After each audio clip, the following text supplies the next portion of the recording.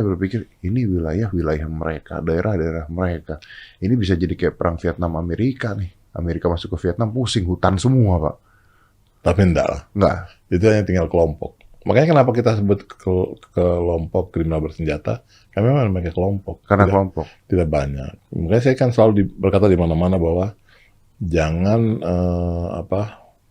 terbawa dalam perasaan bahwa sekarang kan stigma atau labeling tentang Terorisme itu ke Papuanya. dianggap semua orang Papua. Nah, Ya. itu hanya kelompok.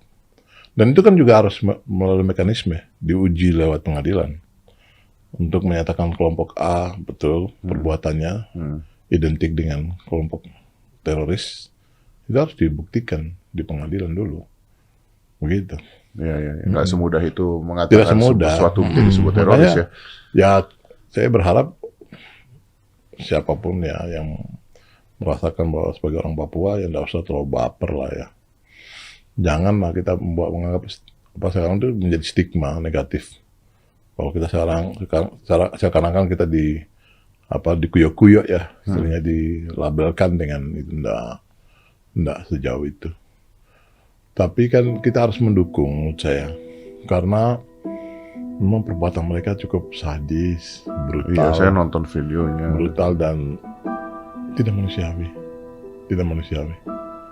Bayangkan saja ketika 2019 ya, ada 19 pegawai PT Istaka Karya ya, yang dibantai 2 hari. Ya. Itu kan mereka kayak ikuti yang di Afghanistan sana aja. Gitu. Tega gitu. Iya. Dikampak kan itu. Iya, makanya saya Dicincang-cincang kan itu. Dan itu tidak ada loh yang minta maaf kepada keluarga korban itu. Kan aneh tuh. padahal dengan ras yang sama ya, saudara ya. Saudara. Dan itu kan karyawan. Yang tidak tahu apa-apa Dia juga. tidak tahu apa-apa. Dia hanya bekerja cari hidup gitu loh. Itu kan. Nah, sekarang ini kan belakangan yang kita tahu kan mereka seperti itu. Sudah tidak lagi berhadapan dengan aparat saja. Dia juga melakukan kekerasan terhadap masyarakat sipil yang lain. Ya teror artinya. Padahal ruko, sebagian besar tempat-tempat usaha yang sudah dibangun sedemikian apik ya, dengan keringat macam-macam, dengan dana yang begitu besar, bakal habis. Terus Wamena kemarin, Jayapura, coba, tinggal puing-puing sekarang kan. Dan itu sempat terjadi stagnan kan, ketika saudara-saudara kita semua pergi dari situ kan. Ketika mereka pergi kan, kemudian ekonomi tidak bergerak. Terus kemudian tiba-tiba melangit tingkat-tingkat harga yang dimainkan oleh para pihak. Karena memang keterbatasan. Itu seharusnya mereka berkaca seperti itu dong.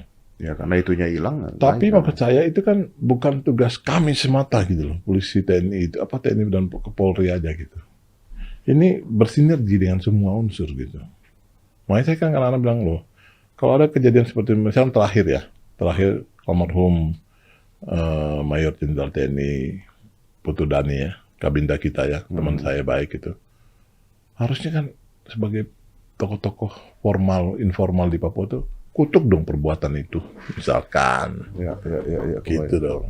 Kami kan bagian korbannya, minta apalah kepada keluarga korban, atau katakan karena beliau TNI, mintalah apa kepada teman-teman TNI gitu, pimpinan TNI gitu.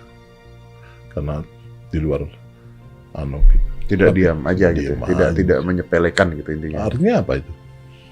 Ya. Kan menarik gitu. Itu. Ya. Yang sekian-sekian dibantai tidak ada pernyataan, tapi ketika nanti ada 1-2 orang masyarakat yang kita tangkap, misalkan sekarang kan Victor Yemo ditangkap, reaksinya luar biasa. Label teroris, reaksinya luar biasa. Artinya apa? Berarti kan ada sisi yang saya pikir Mempermainkan. ini dia berada di mungkin dia di atas hidupnya di atas tali kali ya. Iya. Tidak di atas tanah itu. Mereka itu. Jadi memang hanya menggoyang bagian-bagian yang dianggap penting saja. Yang lain dianggap tidak penting. Ya, artinya ada yang mengambil keuntungan dong, Pak. Oh, banyak. Itu yang saya lihat ini perlu dibenahi. Makanya